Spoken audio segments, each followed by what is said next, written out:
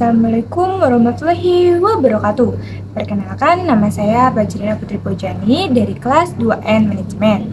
Setelah kemarin membahas mengenai human capital, di video pembelajaran kali ini saya akan membahas mengenai membangun human capital atau modal manusia yang berkualitas unggul. Untuk lebih detailnya, yuk simak pembahasan berikut. Membangun human capital atau modal manusia berkualitas unggul.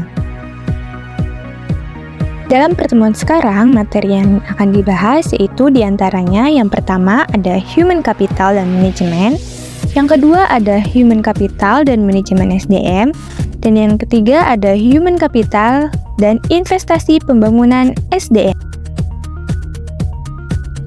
Nah, setelah kemarin mengetahui apa itu human capital, di sini terlebih dahulu kita menjelaskan apa sih human capital management ini. Human capital management oleh Gaspard 2012 dikenal juga sebagai manajemen talenta, yaitu suatu SDM yang terkait dengan proses pengembangan SDM dan memperkuat kedudukannya dalam suatu lembaga, memelihara dan mengembangkan SDM dan menarik sebanyak mungkin SDM yang memiliki kompetensi, komitmen, dan karakter agar organisasi menjadi lebih berkualitas. Nah, adapun di sini materi yang pertama yaitu human capital dan manajemen, di mana di dalamnya terdapat SDM yaitu sejarah peradaban manusia, membuktikan bahwa manusia mampu menciptakan jauh lebih banyak informasi dari yang diserap oleh manusia itu sendiri dan dapat mempercepat perubahan jauh lebih cepat dari manusia yang mengikutinya. Manusia seperti ini adalah manusia yang memiliki keterampilan, kompetensi, dan pengetahuan yang diperoleh melalui pengalaman belajar. Nah, ada juga nih SDM unggul dan investasi pendidikan untuk SDM yang unggul, di mana investasi pembangunan SDM untuk mencapai tingkat nilai yang tinggi dan tersedianya SDM unggul. Penekanan nilai ini membantu manusia lebih kreatif, produktif, dan mampu menyelesaikan masalah yang dihadapi, dan bekerja keras dengan komitmen dan dedikasi tinggi yang didukung dengan integritas tinggi melalui investasi pendidikan untuk menjadikan SDM unggul untuk masa depan bangsa yang lebih baik. Nah, selanjutnya di sini ada variabel SDM. Nah, apa saja sih variabel SDM ini? Nah, variabel penting dalam SDM adalah diantaranya kemampuan, sikap, nilai-nilai, kebutuhan-kebutuhan, dan karakteristik demografinya.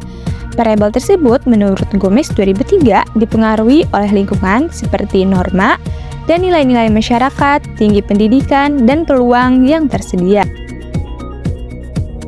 Nah, selanjutnya di sini ada pentingnya manajemen SDM, di mana sifat SDM selalu berkembang dinamis, baik jumlah maupun mutunya. Maka untuk memperoleh keseimbangan antara SDM yang tersedia dengan tingkat perkembangan ekonomi pada tahap tertentu diperlukan manajemen SDM yang tepat pada tingkat nasional dan daerahnya. Selanjutnya, setelah tadi mengetahui pentingnya manajemen SDM, selanjutnya di sini ada nih kualitas SDM, di mana yang pertama yaitu kualitas spiritual meliputi aspek iman, takwa, dan moral. Lalu ada juga kualitas masyarakat dan berbangsa, termasuk kesetiakawanan, sosial, rasa tanggung jawab, dan disiplin sosial. Dan yang terakhir di sini ada kualitas kekaryaan yang meliputi yang pertama ada faktor pribadi yaitu kecerdasan, pengetahuan, keterampilan, dan mandiri. Faktor kedua yaitu faktor lingkungan dalam organisasi seperti situasi kerja dan kepemimpinan. Dan yang ketiga ada faktor luar organisasi seperti memahami nilai-nilai sosial dan ekonominya. Nah, selanjutnya di sini ada kebutuhan SDM Indonesia, di mana SDM yang diperlukan di Indonesia ini adalah orang yang cakap, dapat dipercaya, memiliki motivasi tinggi, memiliki kemampuan dan kecakapan, menciptakan iklim hubungan yang produktif, dan tentunya mengembangkan iklim kerjasama tim yang solid. Nah, selanjutnya materi yang kedua di sini ada human capital dan manajemen SDM, di mana secara harfiah pengertian modal manusia adalah pengetahuan, keahlian, kemampuan, dan keterampilan yang menjadikan manusia sebagai modal atau aset suatu bangsa. Di mana dalam hubungan human capital, MSDM ini adalah penggunaan dan pengaplikasian fungsi-fungsi manajemen yang memfokuskan perhatiannya pada pengelolaan dan pengaturan peranan SDM dalam suatu organisasi. Nah, selanjutnya di materi ketiga di sini ada human capital dan investasi pembangunan SDM. Yang pertama di sini ada investasi SDM, di mana investasi dalam bentuk menyediakan fasilitas pendidikan, menyediakan tenaga pendidik dan kependidikan yang berkualitas akan menjamin SDM unggul, andal, dan berkarakter.